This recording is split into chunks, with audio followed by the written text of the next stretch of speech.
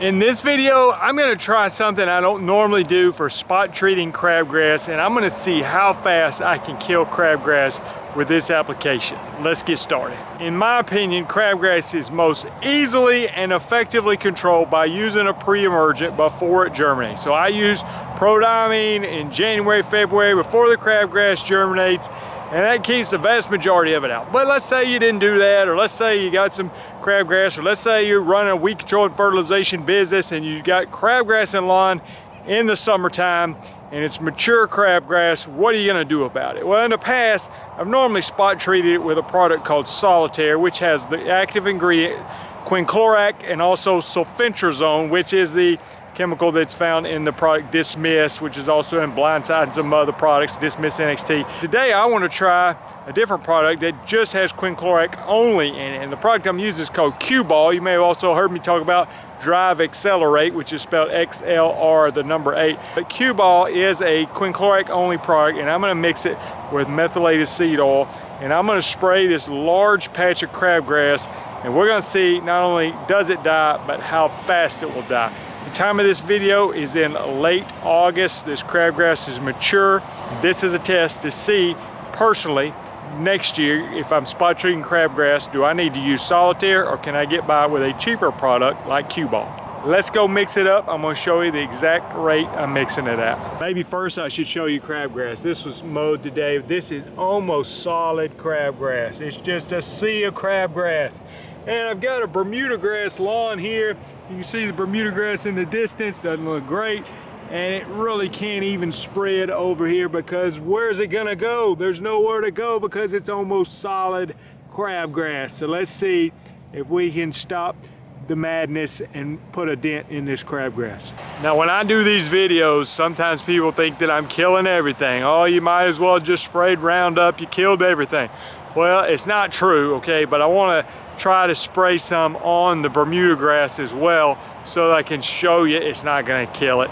And we can see, you know, that it's just killing the crabgrass. And I'm not saying it might not turn the Bermuda grass just slightly brown, but I don't think it's gonna kill it. I don't even think it's gonna hardly turn it brown, but I wanna see that for myself. So we'll do that on the video also. All right, here's the product, Q-Ball, and it recommends using methylated seed oil as your surfactant. So that's what we're gonna do, methylated seed oil. I'm just gonna mix up 1 gallon in a little handheld sprayer. And we're gonna go with the recommended rate per 1,000 square feet of Q-Ball is 1.45 ounces per 1,000 square feet, which we're gonna equate to a gallon of water, and spray it lightly. And then we're gonna use a ½ an ounce of the methylated seed oil. So about 2 ounces total in this cup, and then also 1 gallon of water, and then mix it up and spray the weeds, and let's see what happens. Now if you're using Q-Ball to spray out of my big tank sprayer or something like that, you see here I've got this big tank sprayer. If I was going to spray out of that, then I would use 64 ounces per acre, but in a spot treating situation, 1.45 ounces per 1,000 square feet, which again I equate to 1 gallon of water if you spray lightly. If you spray heavier, then you want to use more water, like 1.5 gallons or maybe even 2 gallons. Mix it up and go spray the weeds. I'm wearing my PPE. I've got rubber gloves, rubber boots, long sleeve shirt, long pants, and we want to follow the label when you make these applications.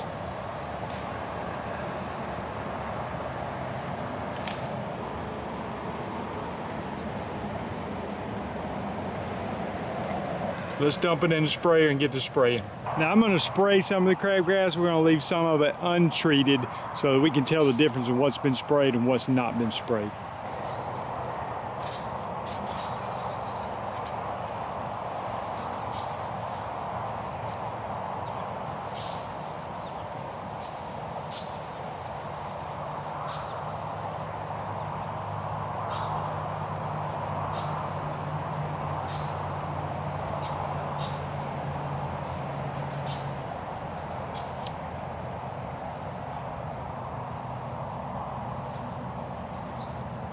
I sprayed a large area. It's going to be pretty obvious if there's a brown spot here where it died. Let me spray a little bit on the Bermuda grass so we can see what kind of damage it does to that, if any.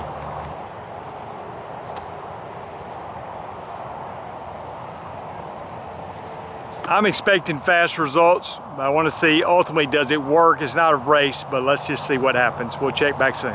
In the meantime, if you want to go ahead and leave a comment, tell me what's your go-to crabgrass product for a post-emergent. Like I said, pre-emergent, a lot of people use prodiamine, works great.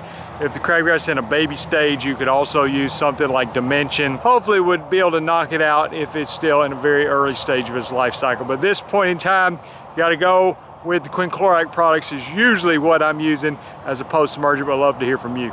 Also, if you want to get into weed control and fertilization, I've helped a lot of people with the resources that are available at lawncarelife.com, including the Weed Control and Fertilization Academy, pricing, charge programs, things like that. So you can check those out after the video. We're 2 days after the application of Cuball, which has the active ingredient quinclorac. I want to show you what's going on. I find it quite interesting. Bare spots, obviously, green grass. Can you see where we sprayed the quinclorac? Is it coming into focus for you now? This is what we sprayed. And from a distance, it just looks like we killed everything, which I don't think we did.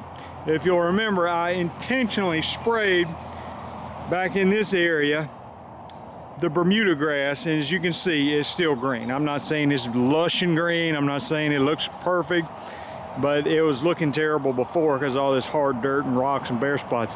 But I don't think it really damaged the Bermuda in any noticeable way. But you can see what it did to the crabgrass. And it's not, I mean, there's still just a hint of green in here. It's not completely dead. But after 2 days, it's pretty good results. Now, let me show you what I thought was a little bit interesting. As you see in here, mixed in with it is goosegrass, which did not take on near as much damage as the crabgrass. And it's just weird how herbicides work. I mean, they'll just completely demolish one weed and have virtually no effect on another weed.